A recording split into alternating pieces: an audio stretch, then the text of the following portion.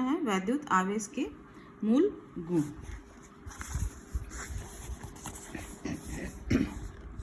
तो पहला इसका गुण क्या है, आवेश का पहला गुण क्या होता है, ये हम पढ़ चुके हैं। वैसे पहला है प्रतिकर्षण तथा आकर्षण बल। हमें पता है समान आवेश जब होता है तो दोनों आवेशों के बीच में प्रतिकर्षण का बल लगता है, और जब विपरीत आवेश होता है तब उसमें आकर्षण का बल लगता है। ये हमने देख ही लिया है। जब हम प्लस प्लस को लाएंगे पास में तो इनके बीच में प्रतिकर्षण का बल लगेगा, और हम प्लस और माइनस को जब पास लाते हैं तो इनके बीच में आकर्षण का बल लगता है। यानी पॉजिटिव पॉजिटिव चार्ज जब पास लाएंगे तो उनके बीच में प्रतिकर्षण, उसी तरह अगर नेगेटिव नेगेटिव चार्ज पास में लाएंगे तो उनके बीच में प्रतिकर्षण। लेकिन जब पॉजिटिव और नेगेटिव को हम पास लाएंगे तो उनके बीच में आकर्षण बल कार्य करता है। ठीक है। दूसरा पॉइंट है वैद्युत प्रेरण। वैद्युत प्रेरण क्या होता है, ये भी आवेश का ही गुण है। इसमें मान लीजिए जैसे हमने एक पॉजिटिवली चार्ज एक रॉड है, वो पॉजिटिवली चार्ज है, ये आवेशित है। इसको हम एक दूसरी अनावेशित रॉड के पास लेके आते हैं।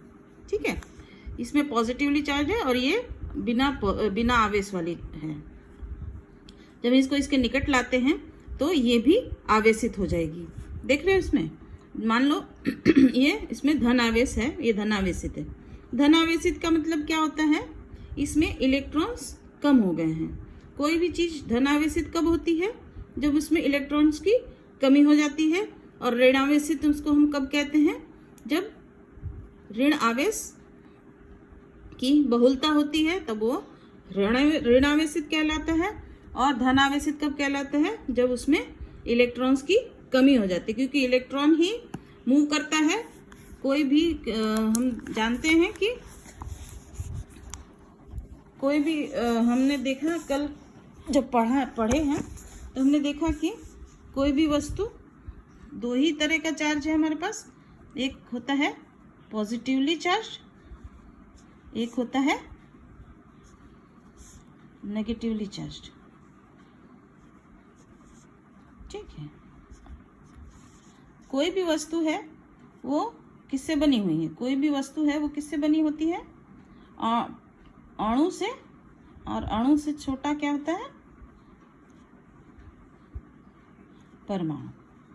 और जो परमाणु होता है उसमें क्या होता है, परमाणु का हमको पता है कि उसमें एक नाभिक होता है। नाभिक के अंदर प्रोटॉन्स होते हैं और न्यूट्रॉन्स होते हैं। प्रोटॉन क्या है, प्रोटॉन जो है वो पॉजिटिवली चार्ज्ड पार्टिकल्स होते हैं और न्यूट्रॉन्स उदासीन होते हैं।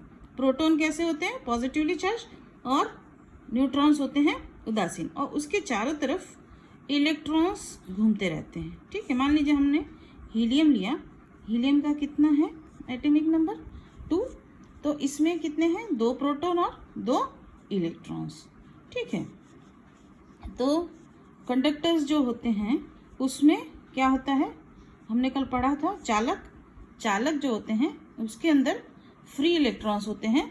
यही फ्री इलेक्ट्रॉन्स जब इलेक्ट्रिसिटी हम पास करते हैं तो ये फ्री इलेक्ट्रॉन्स अपने सेल में से निकल के मूव करते हैं। इसीलिए ये इसमें कंडक्टर्स में जो चालक होते हैं उसमें चालकता उसके फ्री इलेक्ट्रॉन्स की वजह से ही उसकी चालकता होती है, किसी भी चालक की। ठीक है, तो जब इलेक्ट्रॉन्स की बहुलता होती है तो वो नेगेटिवली चार्ज हो जाता है, और जब इलेक्ट्रॉन्स किसी वस्तु में से निकल जाता है तो वो वस्तु पॉजिटिवली चार्ज हो जाती है। ठीक है, तो पॉजिटिवली चार्ज और नेगेटिवली चार्ज का अंतर समझ में आया।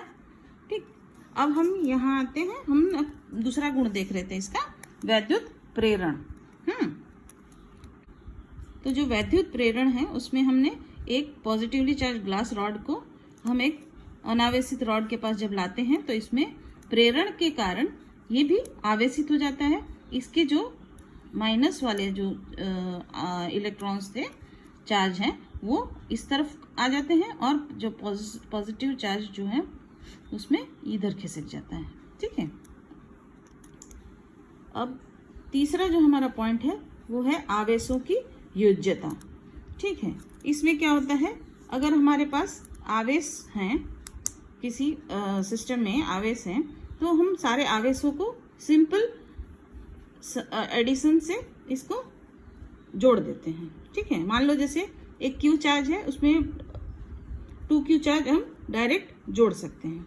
ठीक है, मान लो कि एक नेगेटिवली चार्ज पार्टिकल है और उसमें एक पॉजिटिवली चार्ज पार्टिकल है, एक नेगेटिवली चार्ज पार्टिकल, इन दोनों का क्या हो जाता है 0, इनका योग क्या हो जाएगा 0।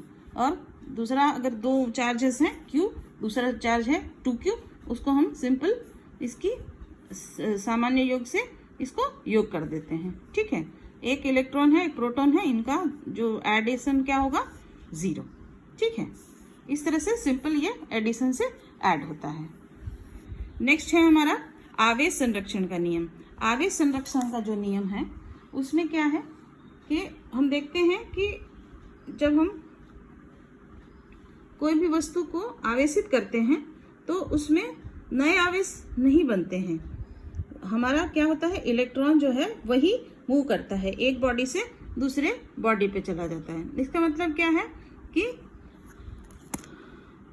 आवेश जो है वो संरक्षित है, उसको हम नया नहीं बना सकते, वो सिर्फ एक जगह से दूसरी जगह स्थानांतरित होता है। तो ये हमारा आवेश संरक्षण का नियम है। जैसे एनर्जी वाला हमने पढ़ा ही है कि एनर्जी कंजर्वेशन वाला, उसी तरह चार्ज कंजर्वेशन भी होता है कि हम एक फॉर्म से दूसरे फॉर्म में एनर्जी को चेंज करते हैं, उसको ना क्रिएट कर सकते हैं ना डिस्ट्रॉय कर सकते हैं। उसी तरह आवेश का भी है कि एक जगह से दूसरी जगह ये स्थानांतरित होता है, ना कि हम नया बना सकते हैं। यही है हमारा आवेश संरक्षण का नियम। ठीक है, नेक्स्ट है हमारा आवेश का